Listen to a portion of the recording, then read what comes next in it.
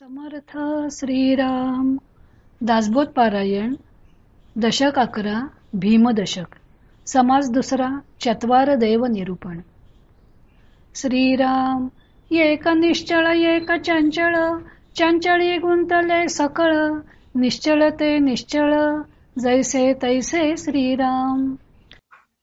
जगामध्ये दोनच वस्तू आहेत, एक निश्चल आहे, एक चंचल आहे. सर्व प्राणी मात्र चंचळातच गुंतलेले आहेत. निश्चल हे सदा सर्व काळ जसेच्या तसेच असते. पाहो निश्चळाचा विवेक, ऐसा लक्षामध्ये एक, निश्चळा ऐसा निश्चयात्मक, निश्चल चितो श्रीराम.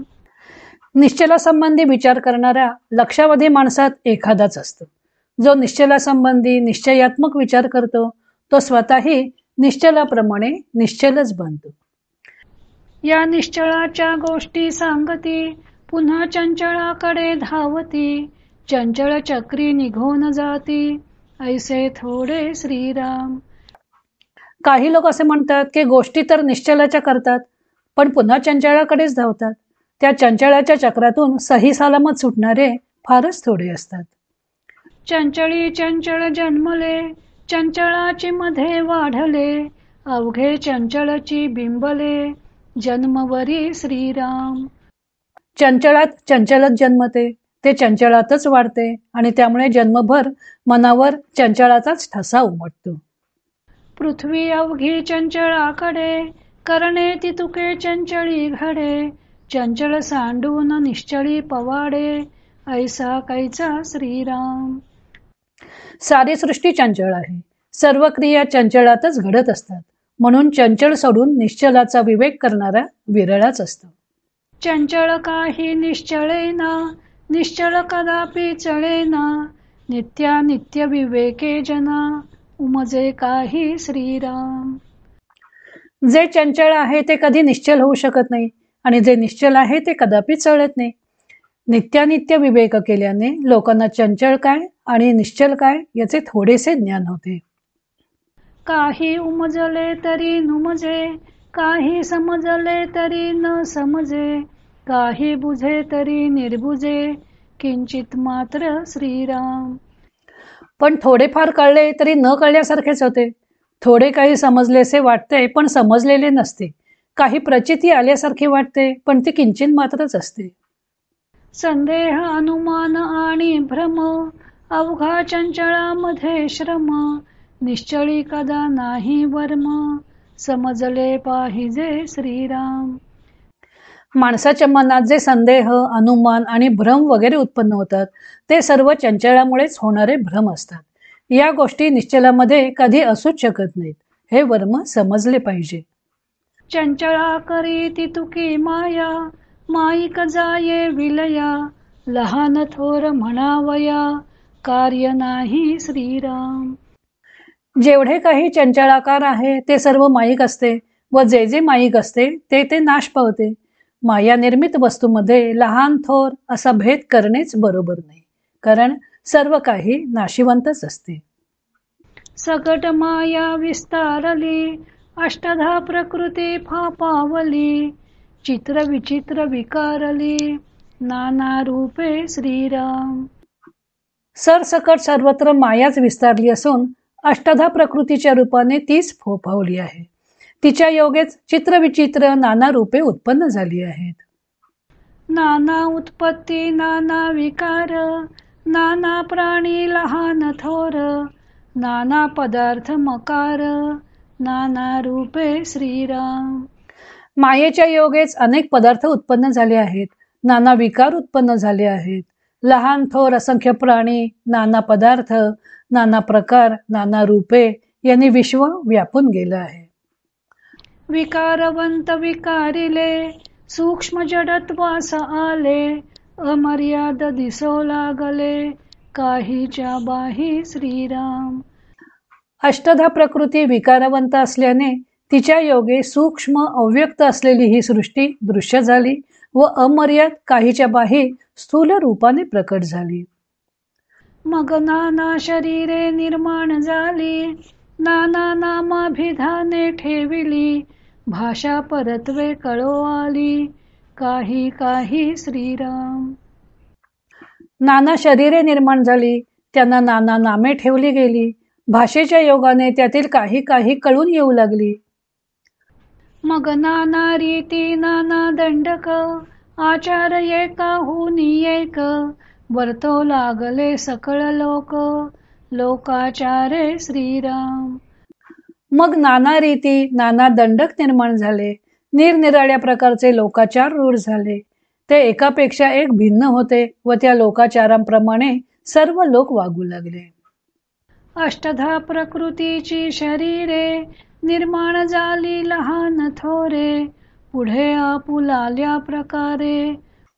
अष्टधा प्रकृतीच्या योगे अनेक लहान थोर शरीरे निर्माण झाली व लोक आपापल्या स्वभावानुसार वागू लागले.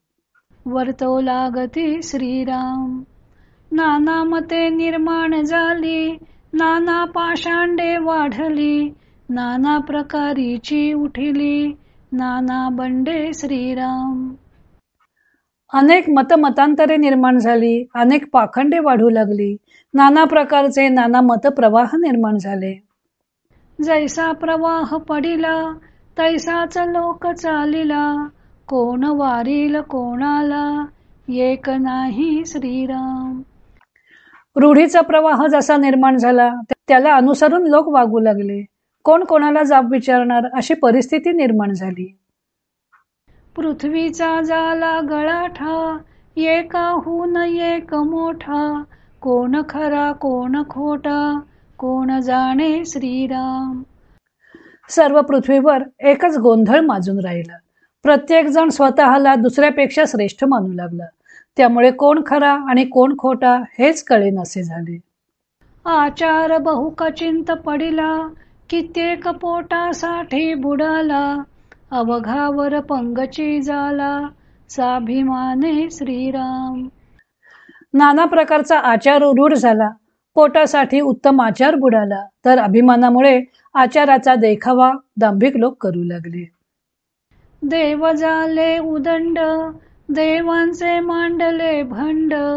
भूता देवतांचे थोतांड, एकची झाले श्रीराम. देव उदंड झाले, सर्वत्र देवदेवतांचे बंड माजले.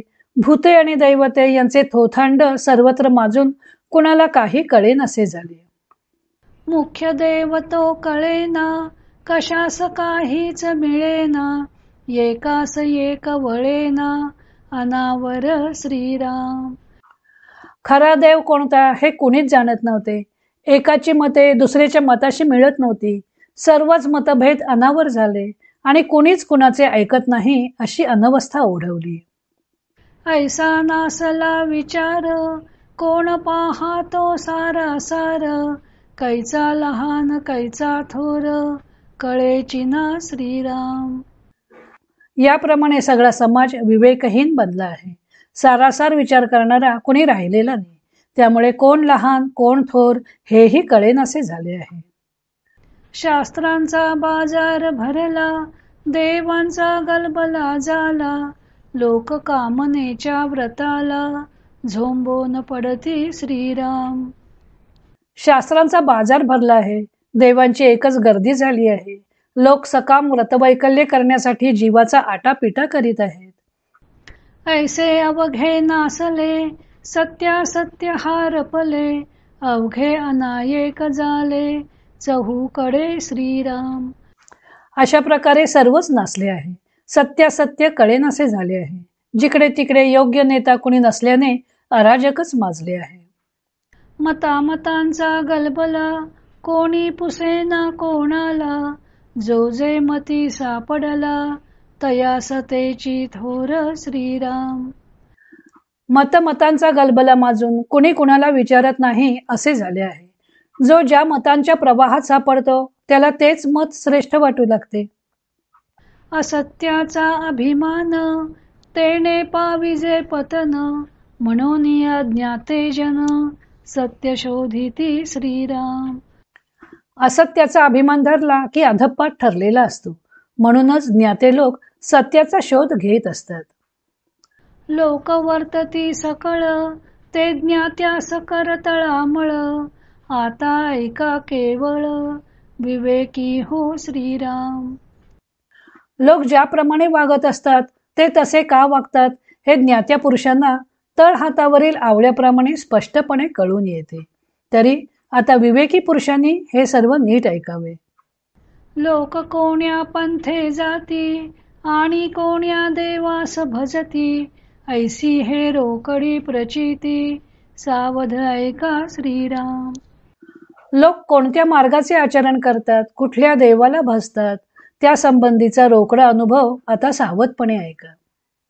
मृत्तिका धातू पाषाणाधिक, ऐसिया प्रतिमा अनेक, बहुतेक लोकांचा दंडक, प्रतिमा देवी श्रीराम. मृत्तिका धातू पाषाणादींच्या अनेक प्रकारच्या प्रतिमा असतात. बहुतेक लोक रूढ मार्गाने अशा प्रतिमारूपी देवांना भजतात. नाना देवांचे अवतार, चरित्रे ऐकती एक नर, जप ध्यान निरंतर, करीती पूजा श्रीराम. काही लोक देवांचे जे नाना अवतार झाले त्या अवतारांची चरित्रे आदराने ऐकतात व त्यांची पूजा करून निरंतर त्यांचा जप ध्यान आदी करीत असतात. एक सकळांचा अंतरात्मा, विश्वी वर्ते जो विश्वात्मा, द्रष्टा साक्षी ज्ञानात्मा, मानिती एक श्रीराम. तर काही लोक या जगातील सर्व जीवांचा जो अंतरात्मा आहे, या जगात जो विश्वात्मा, द्रष्टा, साक्षी, ज्ञानात्मा म्हणून ओळखला जातो, त्या एकाला मानतात आणि भजतात. एकते निर्मळ निश्चळ, कदापि नव्हेती चंचळ, अनन्य भावे केवळ, वस्तूच ते श्रीराम.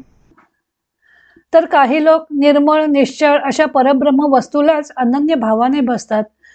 त्यांची त्या अचळ परब्रह्माच्या ठिकाणी अचल निष्ठा असते, त्यामुळे ते केवळ वस्तुरूपच होऊन राहतात. एक नाना प्रतिमा, दुसरा अवतार महिमा, तिसरा तो अंतरात्मा, चौथा तो निर्विकारी श्रीराम.